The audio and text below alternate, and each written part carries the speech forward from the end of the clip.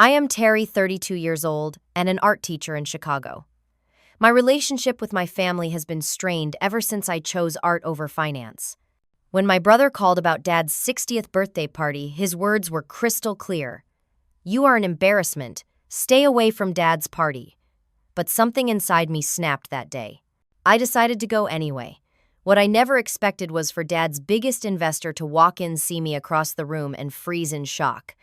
Before I tell you what happened next, I would love to know where you are watching from. If my story of family rejection sounds familiar, please hit that subscribe button to hear more authentic stories about finding your own path despite the odds. Growing up in Evanston, Illinois, I was surrounded by wealth and privilege.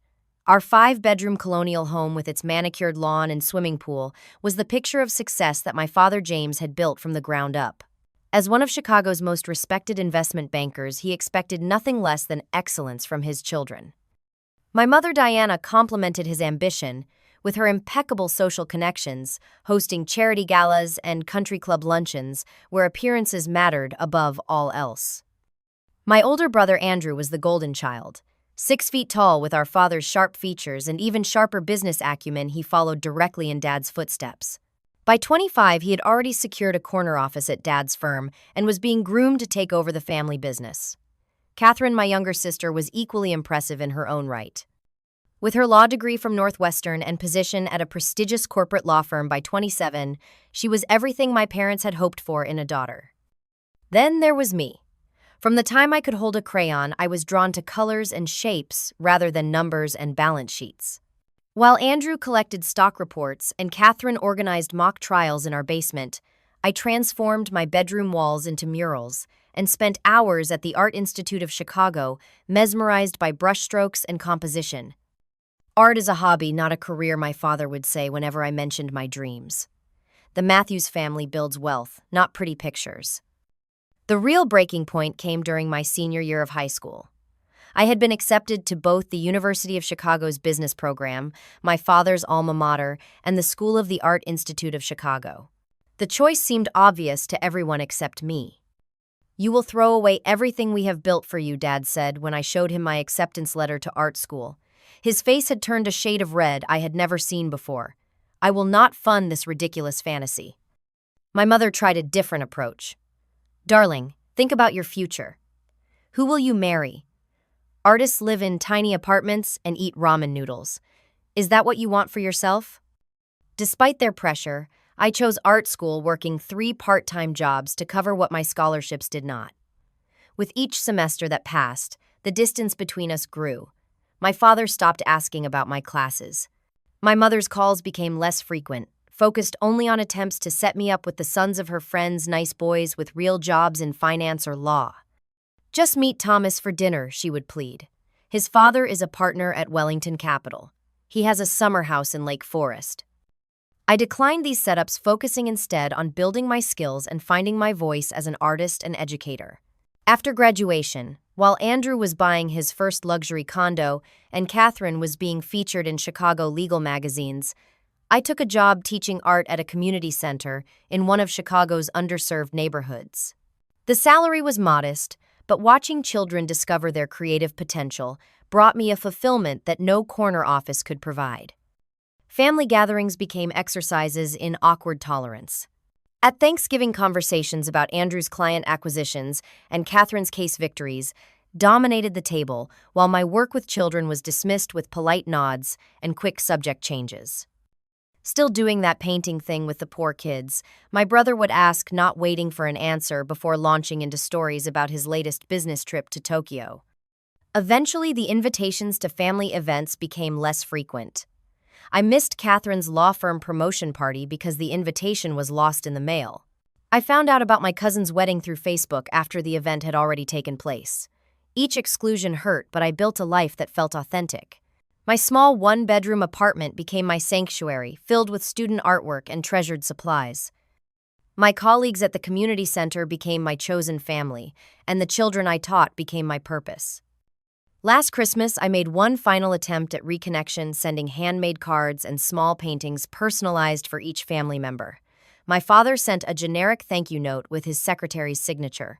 My mother called briefly asking if I had met anyone special yet before rushing off to a charity board meeting. Catherine sent a gift card to an expensive department store with a note suggesting I buy something appropriate for job interviews. Andrew did not acknowledge the gift at all. While my family lived in mansions and vacationed in the Hamptons, I found joy in simpler pleasures. Saturday mornings at the farmer's market, Sunday afternoons teaching free art classes in the park, quiet evenings with a sketchbook and cup of tea. It was not the life they had planned for me, but it was mine, and most days that felt like enough. The heavy cream envelope arrived in my mailbox on a Tuesday afternoon, its gold-embossed lettering immediately recognizable as my mother's preferred stationery. Inside was a formal invitation to my father's 60th birthday gala, scheduled for the following month at the Grand Plaza Hotel, one of Chicago's most exclusive venues. My hands trembled as I read the elegant script. For the first time in years, I had been included in a significant family event. Perhaps this was an olive branch, a chance to begin healing the wounds that had defined our relationship for the past decade. I traced my finger over my correctly spelled name and address, confirming this was no mistake. The timing could not have been better. My community art program had recently received a small grant, and several of my students had won citywide competitions. Perhaps now my family would see that my path, while different from their expectations, had value and meaning. I allowed myself to imagine conversations where my father asked about my teaching methods or my mother expressed interest in my students' achievements. With renewed hope, I immediately began searching for an appropriate dress. My teacher's salary meant luxury boutiques were out of the question, but I found a simple black cocktail dress at a consignment shop that looked far more expensive than its price tag. I spent 2 weeks' grocery money on having it professionally altered to fit perfectly. 3 days before the party, as I was planning which of my students' artwork to show my family on my phone, my cell phone rang with Andrew's number displayed on the screen. "Terry, there has been a mistake," he said, without preamble, his voice clipped and professional as if addressing a disappointing subordinate. "You should not have received an invitation to Dad's birthday." "But I did receive one," I countered. "The invitation's still pinned to my refrigerator. It has my name on it." Mother's assistant sent them out using an old address list. It was an oversight. His tone left no room for interpretation. "The event is for family and Dad's business associates, people who contribute to his success." The implication hung heavy between us. I did not contribute to the family's success or reputation. I was an outlier, a deviation from the Matthews family blueprint. "I am family," I said, my voice smaller than I intended. "You are an embarrassment," Andrew replied coldly. "Your little art projects and charity cases have nothing to do with our world. Stay away from Dad's party." "I mean it, Terry. Do not make a scene." After he hung up, I sat in stunned silence for nearly an hour before gathering the courage to call my mother. She answered on the 5th ring, the sounds of a bustling restaurant in the background. "Oh, darling, it is all a misunderstanding," she said, her voice artificially bright. "Of course we love you, but this event is very important for your father's business. There will be photographers from the financial press board members, potential investors. You understand, don't you? It is about the family image." Before I could respond, she excused herself to return to her lunch date, promising to call soon to schedule just the two of us for tea someday. My phone pinged with a text message from Catherine soon after heard Andrew called you. "Don't make this difficult, T. Dad's under pressure with the Martinez deal. This party is business, not personal. We can get lunch next week instead." I threw my phone across the room, watching as it bounced harmlessly on my secondhand couch. The rejection felt raw, a fresh wound layered over years of accumulated scars. The carefully altered black dress hung in my closet like a mockery of my naive hope. That evening, while scrolling through social media to distract myself, I saw a post from Maria Delgado, the mother of one of my art students. She was excited about picking up extra shifts as a server at an upcoming private event at the Grand Plaza Hotel, the exact location of my father's party. The coincidence felt like either cruel irony or an opportunity. I called my best friend Jasmine, the only person who truly understood my complicated family dynamic. "They explicitly uninvited you?" she asked incredulously after I explained the situation. "After sending an actual invitation, that's cold even for them. Andrew said I would embarrass them." I admitted, the words still stinging. Apparently, my existence doesn't fit their perfect family narrative. Then show up anyway, Jasmine said without hesitation. It's your father's birthday. You have every right to wish him well. They would cause a scene, I protested. It would be humiliating. No, they would be causing the scene, Jasmine corrected. You would just be a daughter attending her father's birthday. What are they going to do, physically remove you from a public hotel? Besides, you said your student's mom will be working there. You already have an in. The idea took root, equal parts terrifying and exhilarating. I spent the next 2 days obsessing over every detail, wanting to ensure I would fit seamlessly into their world for just one night. I splurged on a professional blowout for my usually unruly hair. I practiced conversations in the mirror, rehearsing calm responses to potential confrontations. I even borrowed Jasmine's pearl earrings to complete the polished look we jokingly called acceptable Matthew's daughter. As I prepared for the party, I reminded myself that this was not about spite or creating drama. This was about asserting my place in my own family, about refusing to be erased from their narrative simply because I had chosen a different definition of success.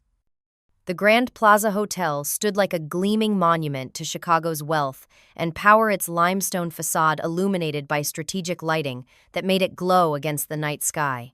Limousines and luxury cars formed a steady procession beneath the grand porte cochere, depositing guests in formal attire who were immediately ushered inside by white-gloved doormen. My heart pounded as I approached the service entrance at precisely 7:30, the time Maria had told me the staff would be too busy with dinner preparations to notice an extra person slipping in. My carefully styled hair and makeup felt like an inadequate disguise as I tried to project confidence I didn't feel. "Terry, you came," Maria whispered when she saw me hesitating near the employee entrance. In her black and white server's uniform, she looked nothing like the casual mother who picked up her son Luis from art classes in paint-splattered jeans. "Luis told me you might show up. Come follow me quickly." She guided me through fluorescent-lit corridors that contrasted sharply with the opulence awaiting on the other side.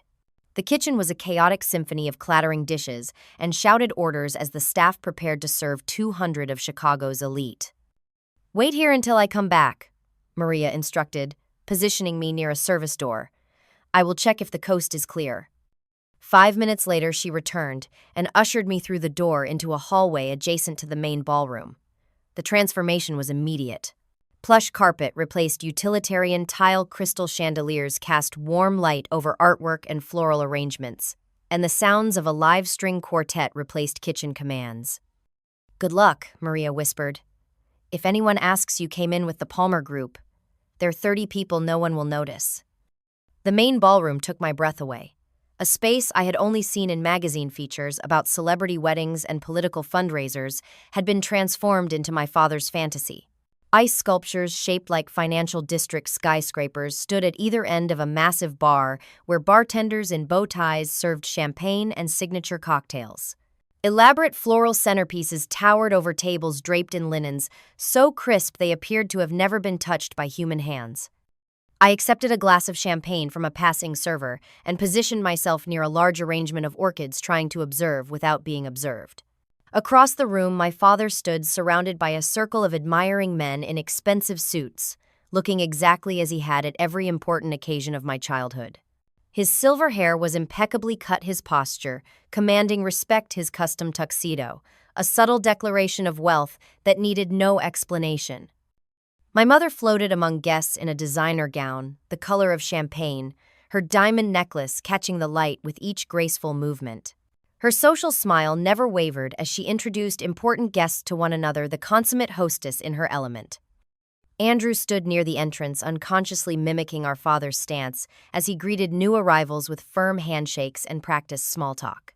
His eyes regularly scanned the crowd, and I instinctively stepped deeper into the shadow of a column when his gaze swept in my direction. Catherine was engaged in animated conversation with a small group of young professionals, likely fellow attorneys or business associates. Even from a distance, I could see how effortlessly she fit into this world, how natural she looked among Chicago's most successful millennials. I was contemplating my next move when I heard a familiar voice behind me. "Terry Matthews. Is that really you?"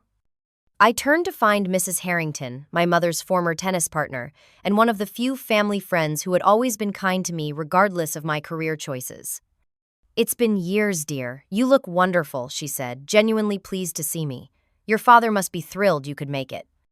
I managed a noncommittal smile, unwilling to admit I was essentially crashing my own father's birthday party. Mrs. Harrington introduced me to her husband and another couple, all of whom asked polite questions about my life that I answered with careful vagueness.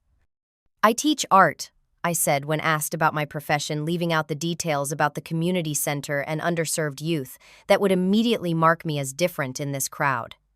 For nearly 45 minutes, I managed to blend in, drifting between conversations with old acquaintances and spending strategic time examining the elaborate photo display chronicling my father's life and career. I noticed that while there were dozens of images of Andrew and Catherine at various ages, I appeared in only one faded family portrait from when I was perhaps 7 years old. Across the room, I spotted a group of men who seemed to command even more deference than the typical guests. From fragments of overheard conversations, I realized these were my father's major investors and business partners, the people who controlled hundreds of millions of dollars and whose decisions could make or break the Matthews Financial Group. A sudden clarity came over me. If I was going to speak to my father at all, it needed to be now, before Andrew spotted me or my courage evaporated. I straightened my borrowed pearls, smoothed my consignment shop dress, and began making my way toward the birthday honoree. I had nearly reached him when I felt a firm grip on my elbow. What part of "stay away" was unclear. Andrew hissed his public smile, never faltering as he steered me toward a less populated corner of the room. "How did you even get in here?" "I was invited," I said, holding my ground despite his attempt to physically move me. "Then uninvited by you, not Dad. I have every right to wish my father happy birthday. You need to leave. Now." His fingers dug into my arm hard enough to leave marks, "before you embarrass this entire family." "The only person creating a scene right now is you," I said, raising my voice just enough that a nearby couple glanced our way with interest. "Let go of my arm or I'll have a lot more to say, and much more loudly." Andrew released me but stepped into my path, physically blocking my route to our father. "You have 5 minutes to leave voluntarily before I have security escort you out." "On what grounds?" I challenged. "I'm a properly dressed guest at a private event in a public hotel. I haven't done anything disruptive." "Your existence in this room is disruptive," he said with quiet venom. "You don't belong here." Before I could respond, a commotion near the entrance drew everyone's attention, including Andrew's. Someone important had arrived. A distinguished man in his 60s entered the ballroom, flanked by what appeared to be personal security. With salt and pepper hair, an immaculately tailored tuxedo, and a commanding presence, he immediately drew attention from everyone in the room. Even my father broke away from his conversation group to move toward the entrance, arms outstretched in welcome. "Gabriel, you made it!" my father exclaimed loud enough for much of the room to hear. "Everyone, please welcome Gabriel Martinez, without whom much of our success this year would not have been possible." A respectful murmur rippled through the crowd as people recognized the name. Even I knew of Gabriel Martinez, the billionaire technology investor whose backing could transform startups into industry giants overnight. His reputation as both a shrewd businessman and generous philanthropist made him something of a unicorn in financial circles. Andrew immediately abandoned his confrontation with me to join our father in greeting this VIP guest. I used the opportunity to move closer, blending with the curious onlookers who wanted to be near this financial celebrity. Martinez was graciously accepting birthday wishes for my father when his scan of the room suddenly stopped. His eyes locked with mine from across the crowded space, and his composed expression transformed into one of complete shock. For a moment he stood, frozen champagne glass suspended midair. Then, to the surprise of everyone, he broke away from my father and headed directly toward me, moving with purpose through the crowd that parted automatically for him. "Miss Martinez, Terry Martinez?" he asked incredulously as he approached, using my professional name rather than my family name. "What on earth are you doing here?" The room grew quieter as people noticed the important new arrival was focused on me of all people. My father and Andrew followed in Martinez's wake, confusion evident on their faces. "Hello, Mr. Martinez. I managed desperately trying to understand why my father's most important business partner knew me by the name I used professionally at the community center. "Do you two know each other?" my father asked, looking between us with growing confusion. Martinez turned to my father with genuine surprise. "James, you never told me your daughter was Terry Martinez, the art teacher who has done so much for my Luis." My mind raced to make the connection, and then it clicked.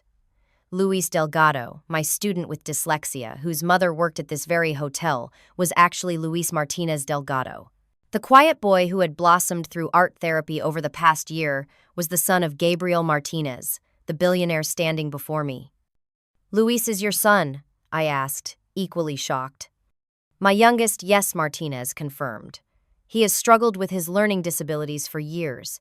Until he joined your art program, nothing seemed to help. His mother Maria works multiple jobs to support them while I handle their financial needs from a distance." He turned to my father. "Your daughter has transformed my son's life. His confidence, his academic performance, even his social skills have improved dramatically since he started working with her." The silence in our immediate vicinity was now complete. My father's face registered a series of emotions I couldn't fully interpret, while Andrew looked as though someone had slapped him. "I had no idea," my father said carefully. "Terry never mentioned working with your family." "I don't discuss my students' families with anyone," I explained, finding my voice. "And I didn't know Luis was related to you, Mr. Martinez. He comes to the center with his mother, Maria Delgado." I had no idea of the connection. "Maria uses her family name professionally," Martinez explained. "And I've been a mostly absent father, I admit. Business obligations." There was regret in his tone. But when Luis started bringing home these amazing art projects, talking nonstop about Miss Martinez and how she understood him when other teachers just thought he was slow or lazy, I had to meet this miracle worker. My mother had now joined our group, her social smile strained with confusion.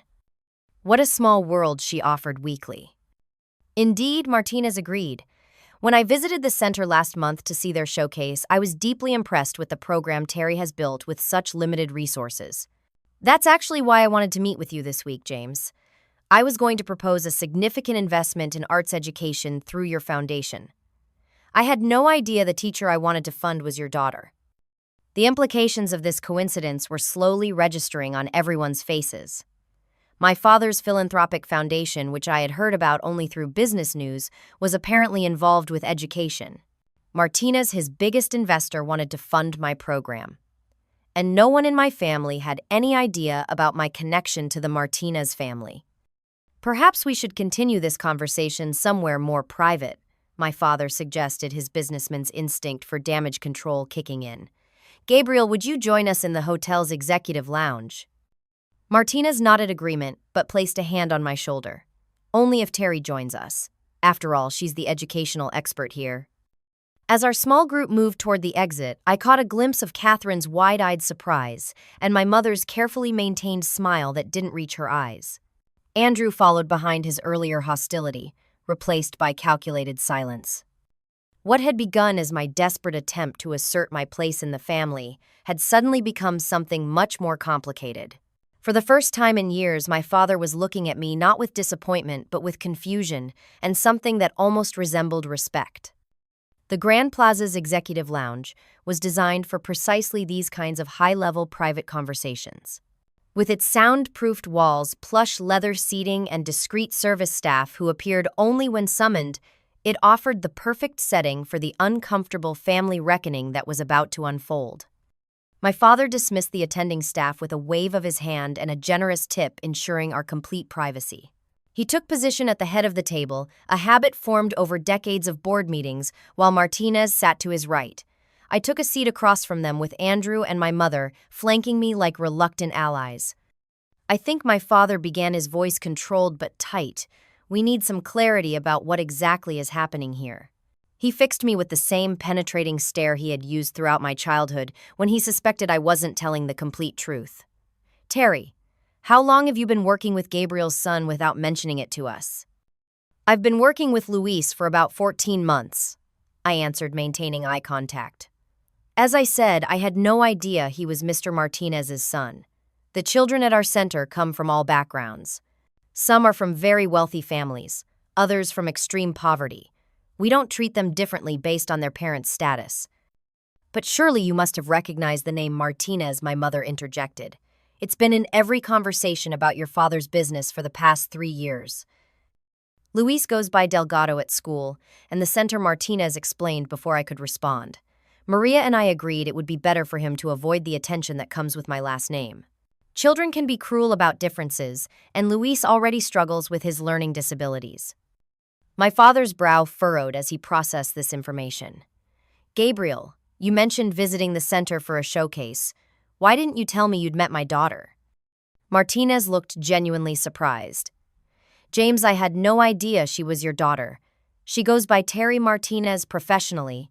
I assumed it was a coincidence of names, or perhaps she was married. You've never once mentioned having a daughter who teaches art. The accusation hung in the air, uncomfortable and undeniable. My father had erased me from his professional narrative so completely that even his closest business associate had no knowledge of my existence. The Matthews Education Initiative has been one of your foundation's main projects for 2 years now. Martinez continued addressing my father. When I told you I wanted to direct some funding specifically to arts programs for children with learning differences, you seemed supportive. Were you aware that your own daughter runs exactly the kind of program we've been discussing? My father shifted in his seat, the rare sight of James Matthews discomforted, temporarily distracting me from my own emotional turmoil.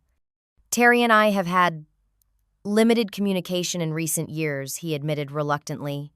Her career choices took her in a different direction than the family business. Different direction, I repeated. Years of suppressed frustration suddenly finding voice. You cut me off financially when I chose art school. You've excluded me from family events. Andrew literally tried to have me removed from your birthday party tonight. Let's be honest about what happened. We supported your education, my mother countered defensively. We paid for your undergraduate degree.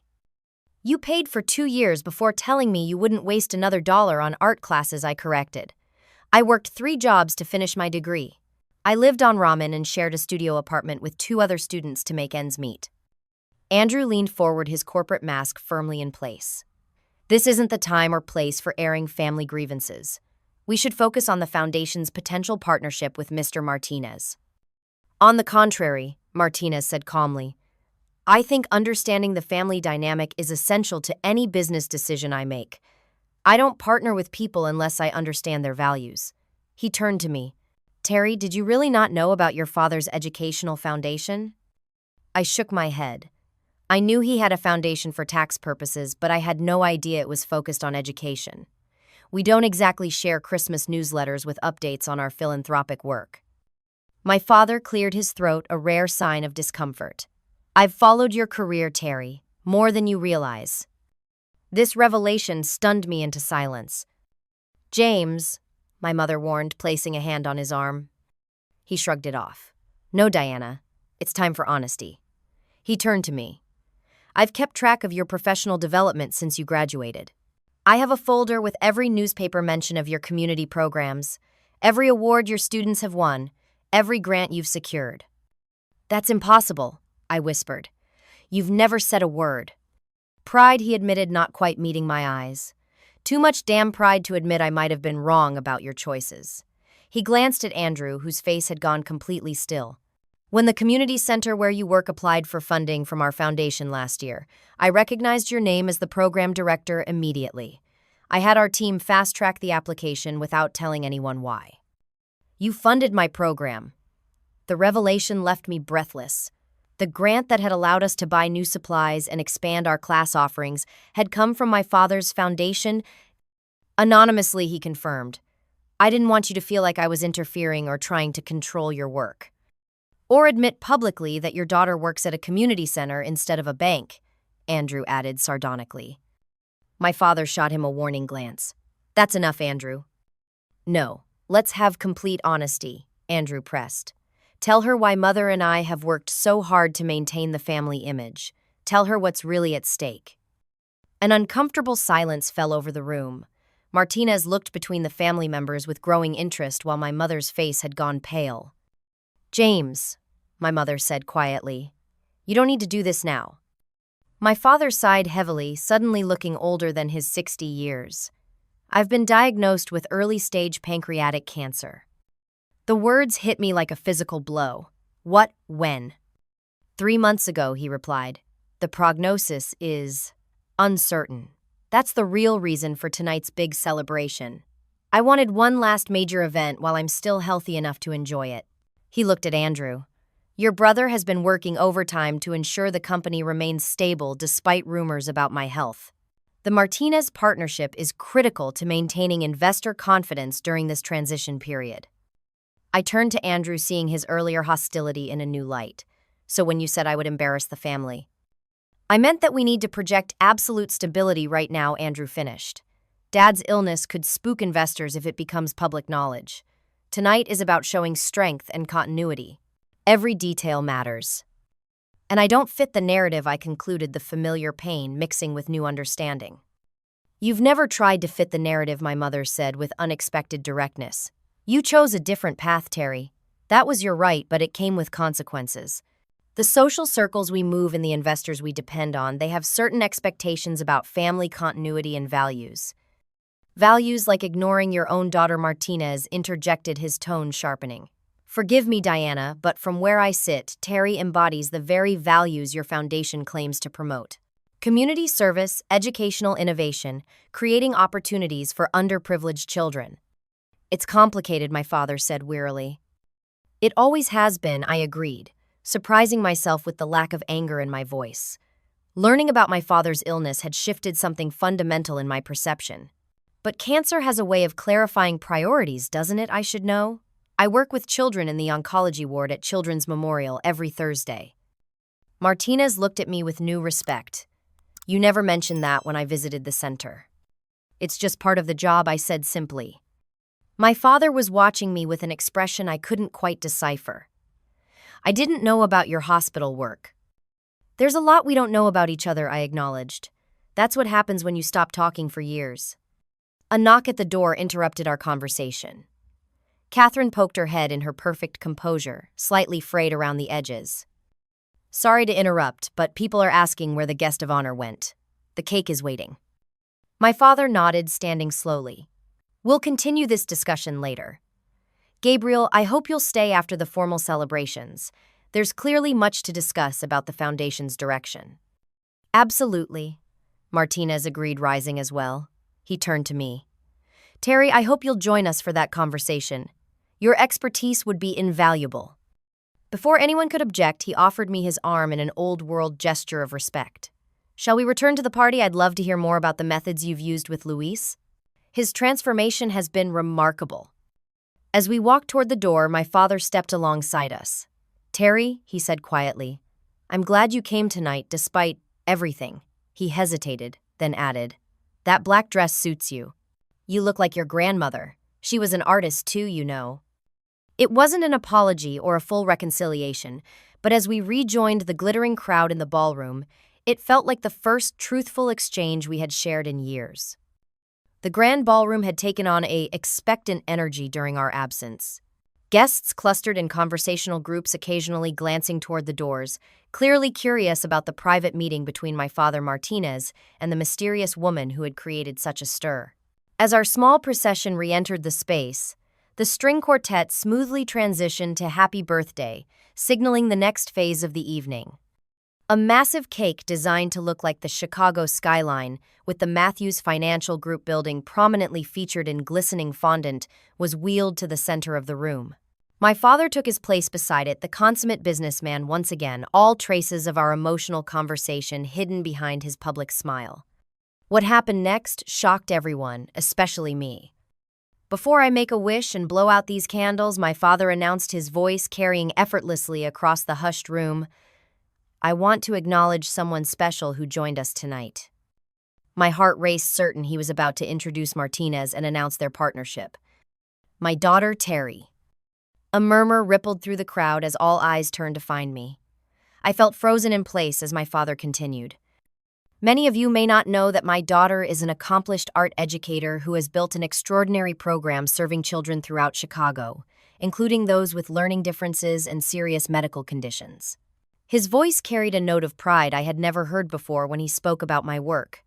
Tonight I learned that her program has been transforming the life of the son of my good friend and business partner, Gabriel Martinez. Martinez nodded confirmation, placing a supportive hand on my shoulder. To honor both my birthday and this serendipitous connection, I am announcing a $1 million donation from the Matthews Foundation to the community arts initiative that Terry has built. This will be the first step in a new direction for our philanthropic work, focusing on arts education for underserved youth. The applause was polite but confused, as many guests tried to process this unexpected announcement.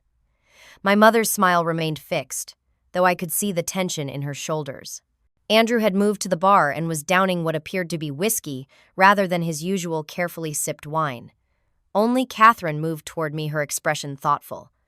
After my father blew out the candles to enthusiastic applause, the party resumed its rhythm, though with a distinctly different energy. Some guests made a point of approaching me with sudden interest, asking questions about my work with a newfound respect that felt both validating and slightly insulting in its transparency. "I had no idea James had an artistic daughter," one of my father's board members commented. "How fascinating to pursue such meaningful work when you could have taken the easy route into finance." Catherine appeared at my elbow, rescuing me from another such conversation. "They're acting like they've discovered a rare species," she muttered, handing me a fresh glass of champagne. The elusive charitable Matthews in her natural habitat. Despite everything, I laughed. Catherine had always had a sharp wit, even when we were children. "Why didn't you tell me Dad was sick?" I asked when we found a quiet corner. She sighed, the perfect posture slipping slightly. "I wanted to. Andrew and Mom insisted it would be better to wait until there was a clear treatment plan. You know how they are about controlling the narrative." "And you always follow their lead," I observed without malice. "Not always," she countered. "I voted to keep your invitation on the list. Andrew overruled me." This small act of alliance surprised me. "Thank you for that." "Look, Terry, I know we haven't been close. That's mostly my fault. It was easier to side with Andrew and Dad than to defend your choices." She glanced around the room. "But seeing Martinez's face when he realized you were his son's beloved teacher, I've never seen Andrew so completely blindsided." Across the room, I could see Andrew had been cornered by Martinez, their conversation appearing intense, despite Andrew's attempts to maintain a pleasant expression. What is Martinez saying to him, I wondered aloud. Probably explaining that treating family like disposable assets isn't good business practice, Catherine replied with unexpected candor. Martinez is old school about family loyalty. It's all over his company's origin story. I was about to respond when a group of well-dressed men approached us, introducing themselves as partners in various investment firms. While previously they would have ignored me completely, now they wanted detailed explanations of my program's methods and results. The sudden interest in arts education from finance professionals was transparently opportunistic, but I answered their questions patiently, aware that potential funding sources should never be dismissed out of hand. As the evening progressed, the party divided into distinct camps, those clustering around my father discussing business as usual, those surrounding Martinez, who seemed to be conducting an impromptu seminar on philanthropy, and a growing group of guests interested in my work. My mother floated between groups, maintaining appearances with practiced skill, though she carefully avoided any direct conversation with me. Near 10 o'clock, I found myself momentarily alone, taking a brief respite near one of the massive floral arrangements. My father approached 2 glasses of scotch in hand, offering one to me. "You don't drink scotch," he observed as I accepted the glass. "I do on special occasions," I replied, taking a small sip of the expensive liquor. We stood in awkward silence for a moment before he spoke again. "I keep all your childhood artwork, you know. Every drawing, every painting." This revelation stunned me. "You told me I was wasting paper." A hint of a smile softened his stern features. "I said many things I didn't entirely mean." He swirled the amber liquid in his glass. "In my private office, there's a framed watercolor you painted when you were 9. A sunset over Lake Michigan. It's the first thing I see every morning when I sit down at my desk." I remembered that painting, one of my first serious attempts at capturing light and color. I had been so proud of it, yet when I showed it to him, he had merely nodded and said, "That's nice, Terry. Did you finish your math homework?" "Why did you never tell me?" I asked, my voice barely above a whisper. The same reason I funded your program anonymously. The same reason I've kept track of your career without reaching out. He took a long sip of his scotch. Pride, stubbornness, fear maybe. Fear. What could you possibly fear? He looked at me directly, the practiced confidence of James Matthews' financial titan momentarily absent. That you were right. That there are more meaningful ways to measure success than the ones I've dedicated my life to. Before I could formulate a response to this unexpected vulnerability, Martinez approached with his coat draped over his arm. James, I need to head out. Early flight tomorrow. He turned to me. Terry, it's been a revelation meeting you in this context. I'd like to discuss your program in more detail. Perhaps you could visit my office next week. I'd be honored, I replied sincerely. I've told your father that any further investment discussions between our companies will need to include a substantial commitment to expanding your arts program, he added with a smile that didn't quite hide the steel beneath. Good business requires good values after all. As Martinez said his goodbyes and departed, offering me his card with his private number written on the back, I realized the evening had transformed into something I could never have anticipated. The same community work that had made me an outcast in my family's eyes had suddenly become my greatest asset in their world. He's offered me a ride home, I told my father, gesturing toward Martinez's retreating figure. I should go. It's been an eventful evening. My father nodded, hesitated, then did something he hadn't done in over a decade. He hugged me. It was brief and somewhat awkward, but unmistakably genuine. We have a lot to talk about, he said as he released me. About the foundation, about my treatment, about everything. I nodded, too overwhelmed for words, and made my way toward the exit. As I collected my coat, I caught sight of my reflection in a gilded mirror. I was still the same Terry, still the art teacher who had chosen a different path. But something fundamental had shifted in how I understood my place in the Matthews family story. As I stepped into Martinez's waiting car, I wondered what this new chapter might look like for all of us. 1 month after the dramatic events at the birthday gala, I sat in my newly expanded classroom at the community center, watching as the children explored the professional-grade art supplies that had arrived earlier that week. The Matthews Foundation grant had transformed our humble space, replacing worn tables with proper workstations, filling our supply cabinets with quality materials, and even funding a kiln for ceramic projects. Luis was focused intently on a watercolor landscape, his technique showing remarkable improvement over the past weeks. He now knew that I was acquainted with his father, though we had carefully explained this as a recent professional connection, rather than the family drama it truly was. Miss Terry, is your dad really coming to our exhibition next week? Luis asked, not looking up from his painting. He said he would try, I answered truthfully. He's not feeling very well these days, but he's very interested in seeing your work. The past 4 weeks had been a whirlwind of family revelations and tentative reconciliations. My father had begun an aggressive treatment protocol for his cancer, the side effects leaving him weaker than he would ever admit publicly. Despite his physical challenges, he had insisted on establishing a regular Sunday brunch with me, just the two of us, at a quiet cafe halfway between his Evanston mansion and my modest apartment. Our conversations during these brunches had started awkwardly decades of estrangement, creating a chasm that could not be bridged in a few short meetings. Yet each week the silences became less uncomfortable, the exchanges more genuine. I never understood your work until I saw it through Martinez's eyes, my father had admitted during our second brunch. I was so focused on measurable success, financial statements, growth projections, I couldn't see the value in what you were building. And now I had asked, still wary of hoping for too much. Now I realize there are many ways to leave a meaningful legacy, he had replied, the aggressive cancer treatments having stripped away some of his formidable defenses. Andrew will inherit the business. Catherine will protect the legal interests. But you, Terry, you're touching lives in ways that will ripple for generations. My mother's attempts at reconciliation had been more complicated and less direct. She had invited me to lunch at her country club, an excruciating affair, where she had spent most of the time offering backhanded compliments about my charitable work, while suggesting various stylists and personal shoppers who might help me make the most of my potential.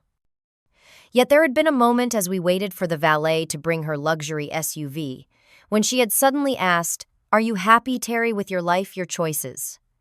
When I had answered honestly that yes, despite the financial struggles and family tensions, I found profound fulfillment in my work, she had looked momentarily lost. I don't think I know what that feels like, she had admitted in a rare moment of vulnerability. To be completely certain of your path. Since then, she had made small, awkward gestures of connection, sending articles about art therapy research and asking if I might help select pieces for a charity auction she was organizing. They were tentative steps, but more acknowledgement than I had received in years. Andrew remained the most resistant to change.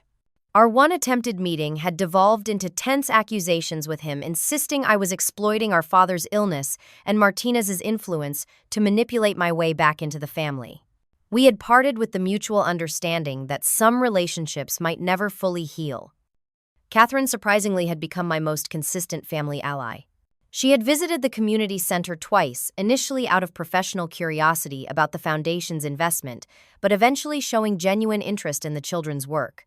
Her legal expertise had proven unexpectedly valuable when we needed to navigate permit requirements for our expanded facility.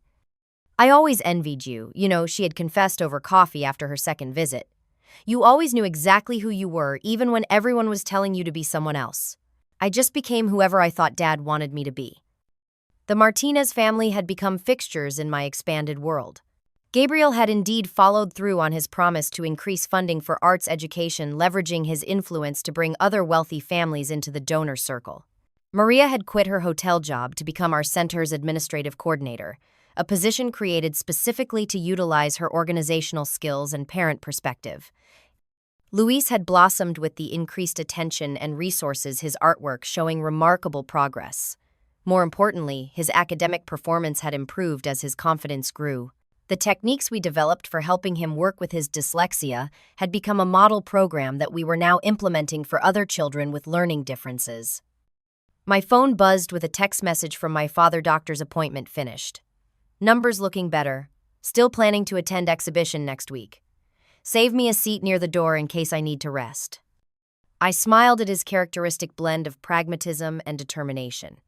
His prognosis remained uncertain, but he was fighting with the same tenacity he had applied to building his business empire.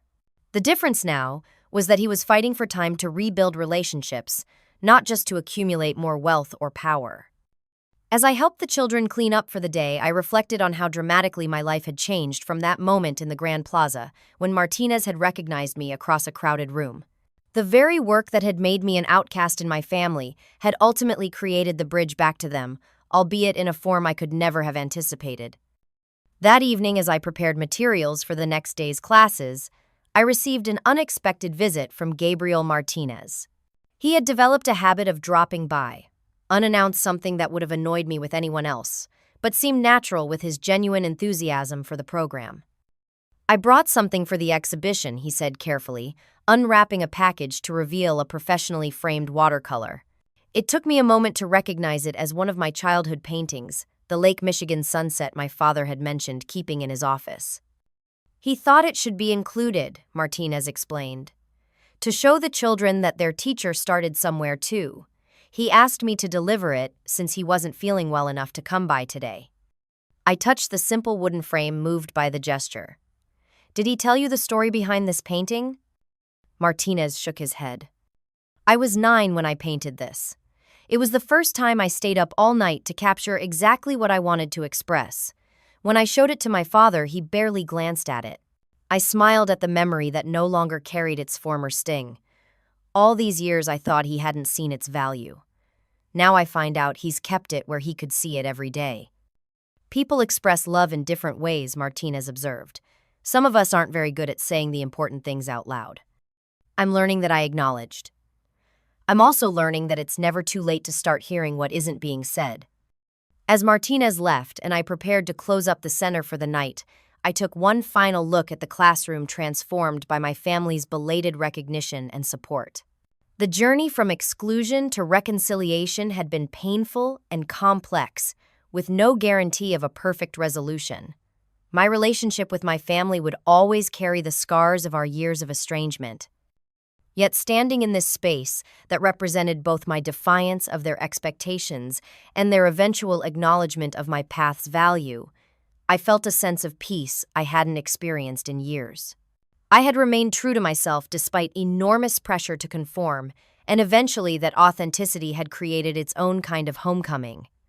Being banned from my father's party had led to the most significant revelation of all that staying true to your purpose, even when it costs you dearly, ultimately creates the life that belongs uniquely to you. The reconciliation with my family was meaningful, but the reconciliation with my own choices was the true victory. Have you ever had to choose between family expectations and your own authentic path? I would love to hear your stories in the comments. If this journey of standing your ground and finding unexpected validation resonated with you, please subscribe and share with someone who might need to hear that staying true to yourself is always worth it, even when the road is difficult. Thank you for listening to my story. And remember, sometimes the very thing that makes you different is what will ultimately make the most difference in the world.